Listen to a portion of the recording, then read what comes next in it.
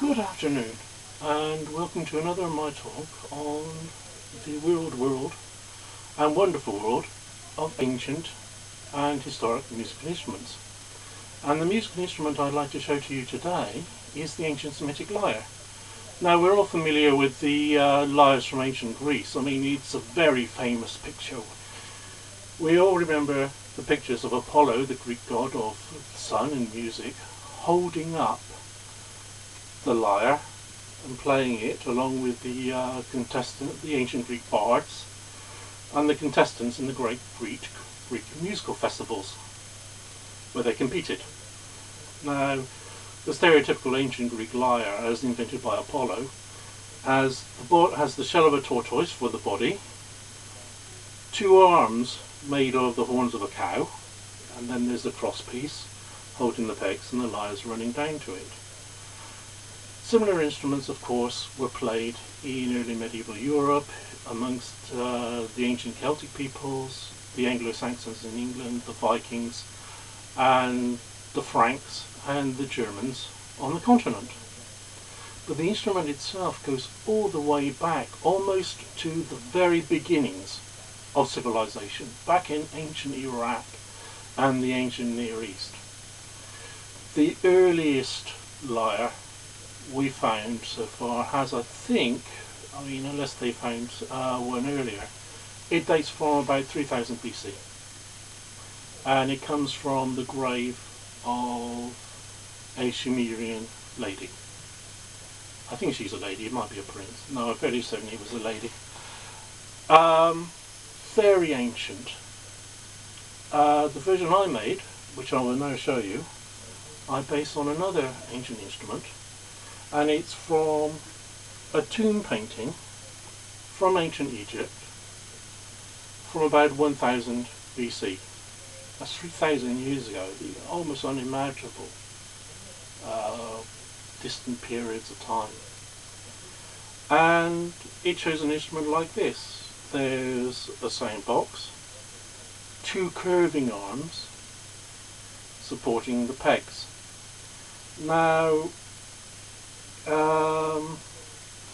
peg box itself, as you can see, quite shallow, although it's not too off the depth of a contemporary guitar. The instrument from ancient Ur has a shallower body. The body is only about half the size or so. It's down here somewhere. It is, however, very, very richly decorated. I mean, the board is covered with gold, and there is also a bull's head at this side. Also made of gold and with silver and inlaid with lapis lazuli. The bull's head has also got a beard. It symbolises divinity, aggressive masculinity and fertility, which were all highly valued in ancient Mesopotamian civilization. The ancient Egyptian lyres, however, or at least the one that was shown in the tomb painting, was a lot plainer. The strings were made of gut. I've made these strings of wire because the gut strings are very expensive, and I simply couldn't afford all, to string it all in gut. That's what one of these sounds like. I haven't tuned it. There is a reason for this. The pegs were held on to the peg box using grease, and I really didn't want to be messing around with that. I'll try and find a suitable substitute if I can. The playing position also differs from some of the representations we've heard of from ancient, from ancient Greek art. We're used to them being played at the shoulder, rather up here, or else in a lap down here. But the tomb art shows them being played rather like this, like a guitar. And that's not a bad analogy, because apart from being plucked, they could also be strummed.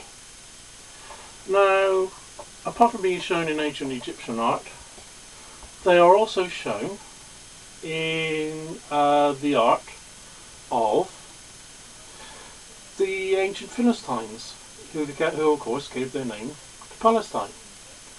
And were called by the ancient Egyptians the Pulsati. There's a painting from from their ancient culture of about 1000 BC. So about the same time as the instrument I tried to recreate here was painted.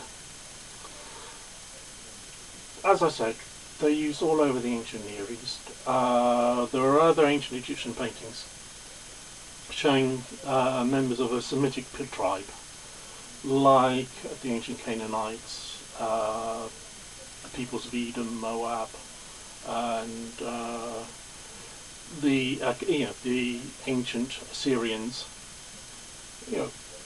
They also had this instrument. It was known in Hebrew as kinnor, and when we read in the Bible of King David playing the harp, he was actually playing an instrument very much like this. It also gave its name to the Sea of Galilee. The name of the Sea of Galilee in Hebrew is Gennesaret. Yes, I think so. Gennesaret, and that is actually taken from Kinnor, because the ancient Jews looked at the Sea of Galilee and they thought it resembled a lyre. And that is the ancient lyre as I've tried to recreate it. Thank you for listening. I hope you enjoyed it.